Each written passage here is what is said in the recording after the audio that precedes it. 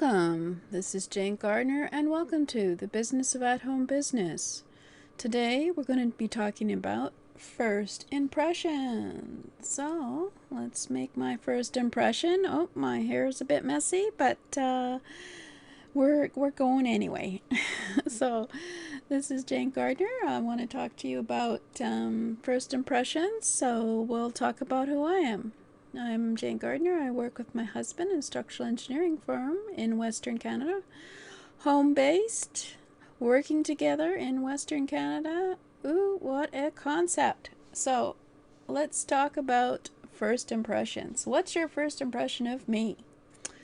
Well, you can decide on that because, of course, it's your thoughts. Nothing to do with me. I can't change your first impression of me except by being different. So, anyway, let's go on with the training. We're going to train about first impressions matter because, of course, you're going to have to meet people in your new business. So, your first impression of someone may be hasty and incorrect, but it colors how you feel about them for years to come. It's very hard to wipe away the first thoughts and feelings you had about someone. It's not true not only of the people you meet, but also brands and their products. It's important for businesses to consider the first impression they make and leverage it to make the best impression possible. No matter how solid your unique value proposition or your products and services may be, the first impression you make on potential customers or clients is largely what influences them to eventually buy from you. From the very beginning, you need to make an impression that sells and continues developing that impression through your relationship with your client and customer. So, we are going to be looking at the 3 key elements to making a good, lasting first impression that will lead to gaining more customers and clients. Identify a professional strength and personal story that are relevant to your market and help them get to know you on a professional and personal business. And hone and put into practice the 3 key characteristics that make a person likable to others. And identify the qualities that make someone appear untrustworthy and eliminate them so that you can gain client and customer trust. Your prospects need to like, and trust you. If you understand the 3 keys in this report and put them into practice, you can make the type of first impression that leads to lasting, mutually beneficial relationships. So, let's go have a look at key 1, know and be known. Well, that's what you do. It's everything. Is to get out there and be known. So, that's what I'm doing one of these trainings for free is so you can get to know me.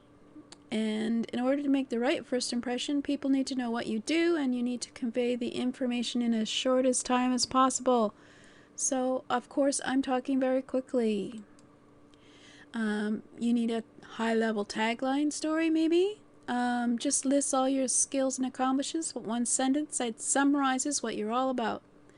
In fact, you don't want to give out too much information at the beginning because it may not be relevant and crowd out your message.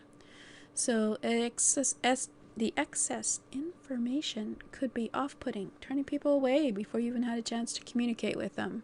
Your tagline should be pared down as possible, only relating the most important information you want other people to know. So what's your tagline? The most powerful kind of connection is personal. When people crave personal connections, you need to convey to people not only what you do, but who you are. You need to create a story for yourself and pare it down so that it's clear, concise, and fluff-free. And then use your story to create a connection, but don't make it all personal. Balance the personal with the professional, or your personal story may overshadow your professional first impression. That's a lot of P's.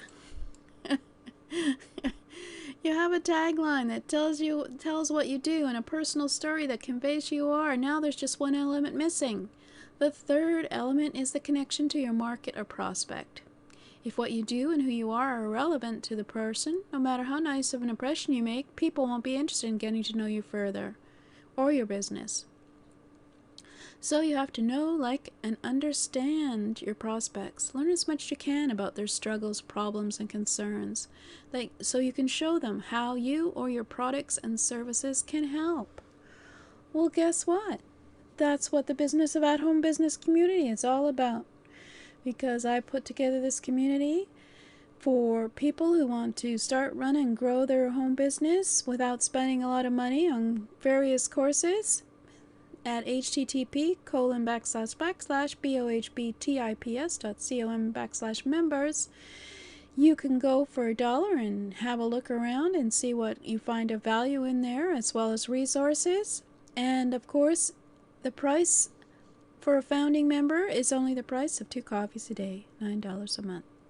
Well, as well as gaining access to me as a home business person who, as you can see, that's my first impression, and that's basically the only bio you're going to get today, because we want to be quick about this. So we're under 5 minutes. So this is going to be my introduction to the First Impressions Matter inside of the Business of At Home Business community.